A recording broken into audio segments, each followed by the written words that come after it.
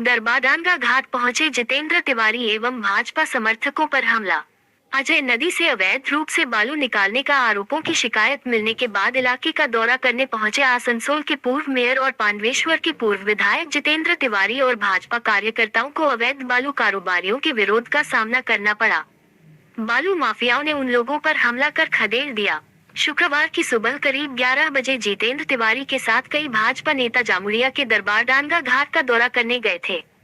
उसी समय कई युवकों ने उन्हें घेर लिया और धक्का मुक्की करने लगे और जितेंद्र तिवारी वापस जाओ के नारे लगाने लगे। केंद्रीय सुरक्षा बल के जवानों ने स्थिति को संभालने का प्रयास किया। बाद में जामुड़िया थाने की पुलिस मौके पर पहुंची। स्थिति तनावपूर्ण होते देख पुलिस ने दोनों पक्षों को संभाला। इसके बाद जितेंद्र तिवारी घटनास्थल से चले गए और नंदी क्षेत्र में स्थित भाजपा पार्टी कार्यालय में आ गए। उस दिन जितेंद्र तिवारी ने कहा कि कुछ लोगों को गलत समझा और उनके खिलाफ विरोध प्रदर्शन किया। हालांकि वो उनसे बात करने और उनके फायदे और नुकसान के बारे में जानने के बाद लौट आए। उन्होंने दावा किया कि बालू निकालने की अवैज्ञानिक पद्धति के कारण पानी की समस्या बढ़ सकती है। उन्होंने इलाके का दौरा कर इस तथ्य को स्पष्ट किया कि काम ठीक से हुआ है और पानी की समस्या से कोई असुविधा नहीं होती है, लेकिन उन्होंने दावा किया कि वह इस सब के लिए किसी के खिलाफ कोई शिकायत दर्ज नहीं करना चाहते हैं। কি ঘটনা হয়েছে?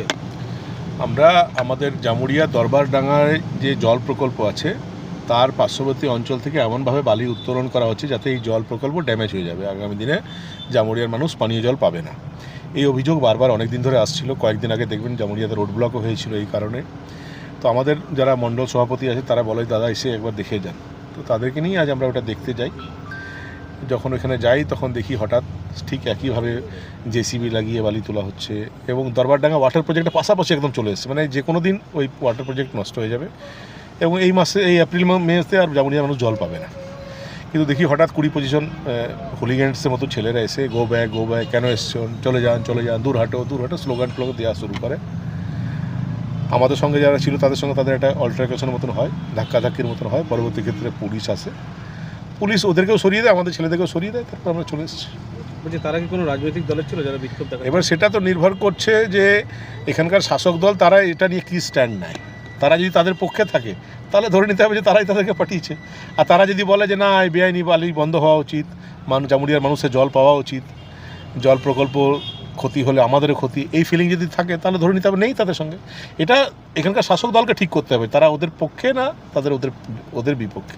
তারা যদি ওদের পক্ষে থাকে তাহলে তারাই পাঠিয়েছে। বলছি কিছুদিন আগেও এখানে মহিলারা রাস্তায় নেমেছিল বালিগাড়ি, অবৈধ বালিগাড়ি। এটা যারা অর্থ রোজগার করছে না তারা বুঝতে পারছে না যে সাময়িক অর্থ রোজগার করতে গিয়ে আগামী দিনে কত বড় ক্ষতি করে নিচ্ছে।